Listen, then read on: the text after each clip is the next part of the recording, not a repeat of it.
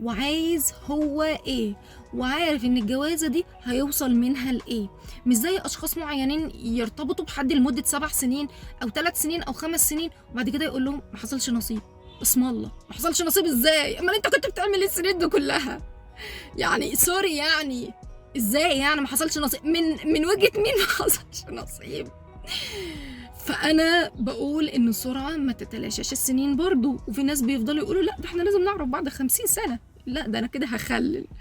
السرعه بقى هتكون بعيده عن اي شكليات او قيود او عادات وتقاليد، زي ما قلت هي عاملالي قيود ومضايقات في حياتي انا مش عارفه اطلع منها.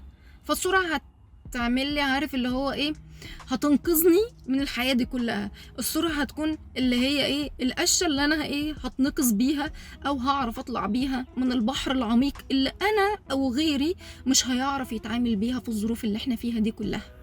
بمعنى لصح العالم كله كده ايه هيعرف يتجوز وهيعرف يتعامل بطريقه بسيطه وبطريقه سهله،